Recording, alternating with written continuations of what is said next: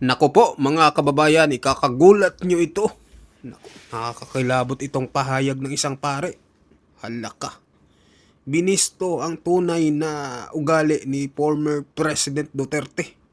Nako, iiyak dito ang mga dilawan, pati itong mga tangalista, mga itong mga pinklawan na galit sa mga Duterte. So pakinggan nyo itong pare na ito na talagang bilib kay former President Duterte. Yan, pakinggan natin mga kababayan. Dito lang po yan sa channel ni Engineer Berto. Ayan. Subscribe nyo po mga kababayan yung channel ni Engineer Berto mga kababayan. So panoorin na po natin tong pare na nagsalita sa totoong ugali ni former President Digong Duterte. Ito na mga kababayan. In 2016, before filing of COC, ni President Duterte, he stopped with us. No media, no cameras. He went to the Adoration Chapel of San Agustin at Tabak, and he prayed silently, and he stayed with us. Bago siya dumiretso sa Comelec. Yaman po yun, maraming beses pa siyang bumalik sa San Agustin Church. And he prayed, no camera, no PSG, and usually dalawang sasakyan lang yan kung pumunta o pumasok sa San Agustin. And he went at the back kasi ang Adoration Chapel namin. Kaya nga sabi ko, kung binabatikos niya kami mga pare, ako alam ko kung ano nasa kanya, mag-itim siyang nagdarasal. And he did that many times throughout his administration, and even during pandemic. Ayan mga kababayan, nakakagulat to no. Hindi pala lahat ng pare no na kala natin mga makakaliwa o di kaya mga kampi sa mga pinklawan. Ito mga kababayan, may pare pala na kumakampi din sa mga Duterte no, na talagang bumilib sa ugali ni former President Duterte. So ito na po, panoorin po ulit natin. Yes po, magandang araw, and andito nga tayo sa 44th anniversary celebration ng PDP Laban. Yes po, nasa 4 na dekada na po ang political party na PDP Laban, kung saan makakasama natin yung ilan sa mga kilalang personalidad. Kaya ayan, si Atty. Torion, si Atty. Bundok, Atty. Topacio nandyan din mga kababayan. po ni Atty. Topacio, Atty. Jimmy Bondoc, Senator Bongo, Atty. Israelito Torion, sila Mayor Baste Duterte at iba pa pong mga miyembro ng PDP Laban. At ito po ay month-long celebration ng ika-44th anniversary po ng isa sa pinakakilala na political party po dito sa Pilipinas. At isa nga sa pinakakilalang miyembro ng PDP Laban ay si former President Rodrigo Duterte.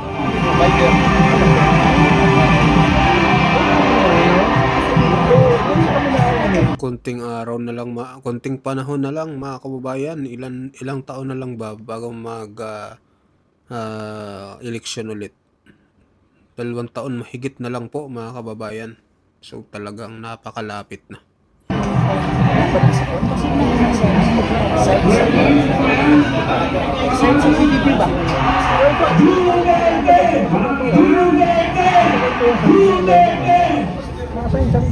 Ang aming Pangulo ay may 5 taon at ang magdaglang pa. At siya ang tunay na nagpapabagong sa ating bansa. President Rodrigo Roa Duterte. Laban sa kanlaban!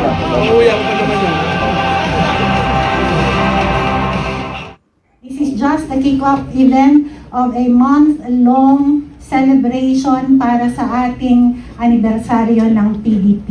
And to start off with the basic principle that we have, ang pinakamataas na prinsipyo natin ay ang theism o yung paniniwala natin that there is a supreme being who controls everything and who is in charge para sa ating buhay. Sisimulan po natin ang ating pag-celebrate ngayon sa isang celebration of a Eucharistic Mass to be officiated by Father Ricky Villar. 44 years is a long journey. Like the disciples, many of you, I'm pretty sure, spent years on the road advocating for federalism, grassroots empowerment, and social justice.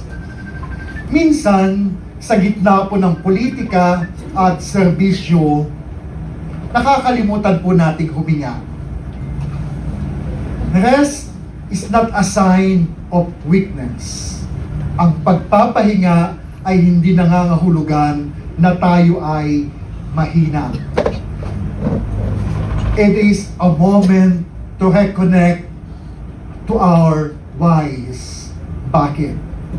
Why did Partido ng Demokratikong Pilipino start 44 years ago?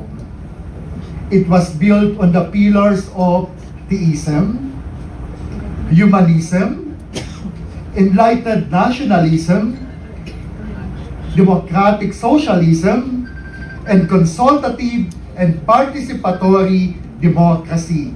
Tama po ba? Kanina po kasi, I was supposed to be in Balisin. Umalis ako ng Intramuros ng alas 4 ng madaling araw for my chartered flight at 6 o'clock. Almost 1 hour sa kalangitan, wala kaming makitang isla. So kailangan bumalik ng Manila. So immediately I message Ma'am Penny, pabalik na po ako ng Manila. Doon ata ako tinatawagang mag-visa. I was invited yesterday to celebrate Mass. Kaya lang sabi ko kay Ma'am Penny, sorry po, meron akong commitment sa Balisin. So, ayun po, then, habang walang ginagawa, dahil sabi ko, wala naman ako makikita sa kalangitan, thanks God, ang chopper namin may wifi, nag-research na ako ng, ano nga ba yung main tenets of PDP. So this is what I found out. Theism, humanism, enlightened nationalism, democratic socialism, consultative and participatory democracy. As you celebrate the 44 years founding anniversary, let the pity or compassion of Jesus be the fuel for your next decade of service. My brothers and sisters in PDP party, may you continue to be as shepherds of our nations. Be proud of the 44 years, but be even more passionate about the years to come. It's very challenging for us, hindi po ba? But we need to be strong dahil marami pong tupa na naghihintay sa bawat isa po sa atin, lalo na sa inyo ng mga leaders. My dear friends, my prayers for you as you celebrate your 44 years is that our Lord Jesus, our shepherd, guide you, be with you as you continue in serving the Filipino people. Huwag po sana kayong mapagod at magsawang maglingkod sa ating mga kababayan. Muli po, happy anniversary po sa inyong lahat. Okay. Kanina po nung sinundakan ni Miss Penny from San Agustin, nagkwentuhan po kaming dalawa. Unknown to many, in 2016, before filing of COC ni President Duterte, he stopped with us. No media, no cameras. He went to the Adoration Chapel of San Agustin at the back, and he prayed silently, and he stayed with us bago siya dumiretso sa Comelec. And in fact, ang isa sa pinaka-encounter ko sa kanya, kasi po kami naghahanda ng mga pagkain for feeding sa mga homeless daily. So habang kami nagluluto at naghahanda ng mga pack meals for the lunch, he joined us at nakikain pa siya sa amin ng lumpia. So that was moments before he filed his COC, he stayed with us in San Agustin. At hindi lamang po yun, maraming beses pa siyang bumalik sa San Agustin Church. And he prayed, no camera, no PSG, and usually dalawang sasakyan lang yan kung pupunta o pumasok sa San Agustin. And we went at the back kasi ang Adoration Chapel namin, if you're familiar in Intramuros, sa likod ng San Agustin, sa may Starbucks or NCCA, nandun yung gate ng Adoration Chapel. He stayed there and he prayed. Kaya nga sabi ko, kung binabatikos niya kami mga pare, ako alam ko kung ano nasa kanya. Kasi at the end of the day, we do not know kung ano ang nasa puso ng bawat isa sa atin. It's only between our God and our heart. Yun lang po na ano natin. Walang sino mang pwedeng manghusga sa atin. At nakita ko po sa kanya how he prayed. Kasi unlike sa iba, kapag nakaluhod may camera. Siya po, many times, he visited the San Agustin Adoration Chapel. Kaya nga kanina, while waiting for the Mass, I tried to browse sa mga picture. Sa dami-daming picture, hindi ko pa maano. Dahil kapag nakita ko, I'll send it to Miss Penny. Kasi wala siya talagang kasamang cameraman. Talagang siya lang and some of his very close assistants. At mataimtim siyang nagdarasal. And he did that many times throughout his administration. And even during pandemic, he visited us pa. So, I wish you all the best, my brothers and sisters at PDP party. At sana wag po kayong magsawang maglingkod, lalong-lalo na sa ating mga kababayang walang boses. Palakpakan natin ang bawat isa. Dagang salamat, maraming salamat. At alam ko, Father, hindi po ako pare o madre, hindi ka man pinapalakpakan sa lupa, nagpupumigla sa mga anghel sa iyong pong kabutihang ipinakita sa aming lahat. Hindi lang po ngayon, mula po ng blessing, hindi po siya nagdalawang salita o dalawang isip.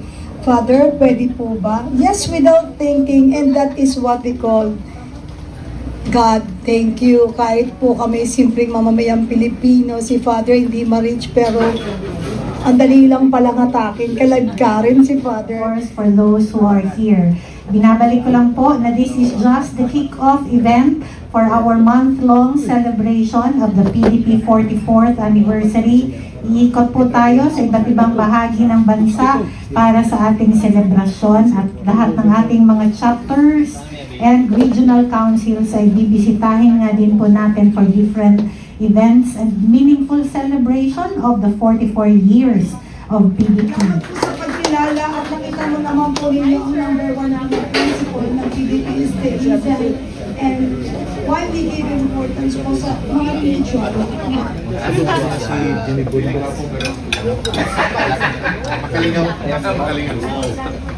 So nakakatuwa guys kasi ang mga vlogger Ayun mga kababayan, ano masasabi nyo dito sa pahayag ni Father, no? Ng pare na talagang pag pumupunta daw doon sa anong sang ano ba yun, sang simbahan ba yun, San Agustin Church daw, wala daw dalang camera si former President Duterte. Yun talaga yung nagugustuhan niya. Kumpara daw sa iba na mga politiko na nagdadala pa daw ng mga cameraman. Si former President Duterte daw ay ibang-iba kasi wala daw hindi daw nagdadala ng camera, talagang taimtim daw na nagdarasal si former President Duterte. Yun daw yung kaibahan ni PRRD sa ibang mga politiko. Kaya yun yung talagang nagustuhan niya. So yun, mag-comment kayo mga kababayan sa ating channel at sa mga bagong pasok dyan, pa-subscribe din po ng ating channel. At subscribe nyo din po si Engineer Berto mga kababayan kung gusto nyo po mapanood pa yung kanyang mga video about po sa politics at sa mga signature campaign. Punta po kayo sa kanyang channel mga kababayan. Marami pong kayo mapapanood na iba't ibang video sa kanyang channel. Patungkol din po sa PDP laban sa partido po ni former President Duterte. So yun po mga kababayan, maraming salamat po sa inyong lahat.